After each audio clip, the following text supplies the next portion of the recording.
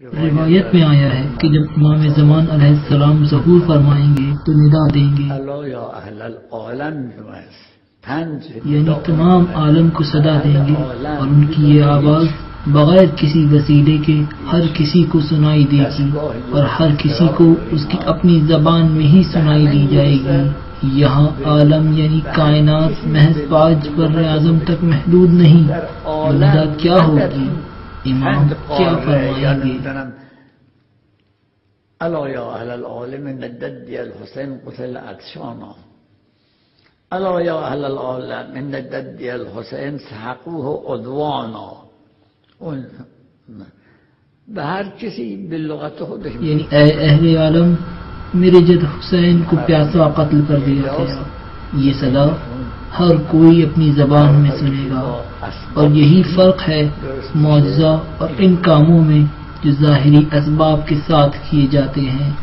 لہذا اگر کسی کو غیبت اور ظہور کے متعلق معرفت حاصل ہو جائے تو اس کی سمجھ میں آ جائے گا کہ غیبت امام یعنی ہم ان کو نہیں دیکھ سکتے، لیکن امام ہم کو دیکھ سکتے ہیں۔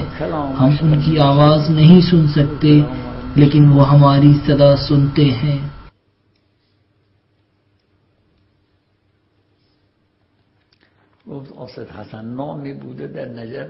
نجف میں ایک استاد تھے سید حسن نام کے۔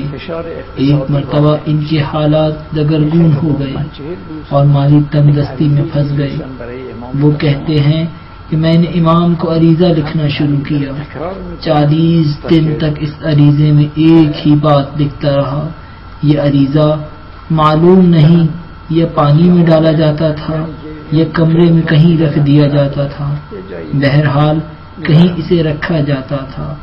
سید حسن کہتے ہیں کہ میں نے 40 دن تک یہ عمل جاری رکھا، لیکن 40ویں روز مجھے یہ یاد نہیں رہا کہ آج 40واں دن ہے۔ اس دن مجھے ایک آواز سنائی دی اور مجھے مخاطب کیا گیا۔ آقا سید حسن کہتے ہیں میں نے سوچا کہ گھر میں میرے علاوہ کوئی اور نہیں اور گھر کا دروازہ بھی بند ہے، یقیناً مجھے وہم ہوا ہے۔ تھوڑی دیر بعد مجھے دوبارہ آواز آئی اور اس مرتبہ میرے والد کے نام کے ساتھ آئی، مثلاً آقا سید حسن ابن سید حسن۔ میں چونک اٹھا کہ یہ ہرگز وہم نہیں ہے، میرے والد کا نام بھی جانتے ہیں۔ میں نے ادھر ادھر دیکھا لیکن کوئی نظر نہیں آ رہا تھا، مگر یہ آواز دوبارہ آئی کہ تم یہ گمان کرتے ہو کہ ہم تمہارے حالات سے باخبر نہیں ہیں؟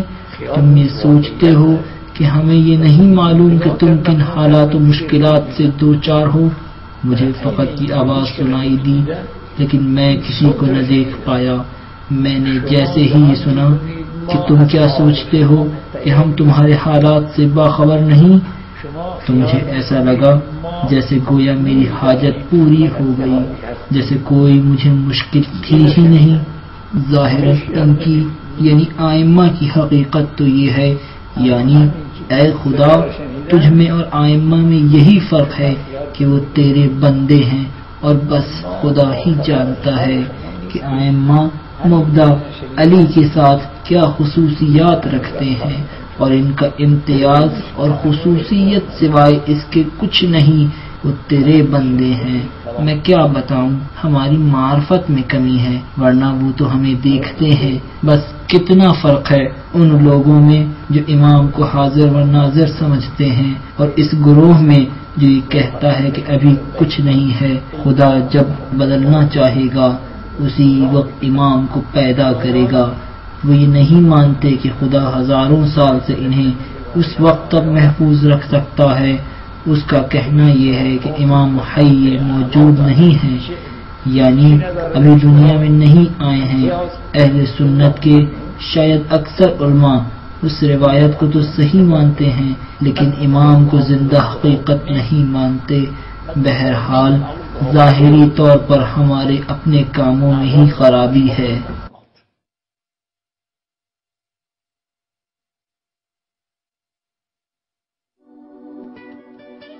الا ظهور تو عید تمام منتظران، بیا که بی تو بود تلخ کام منتظران.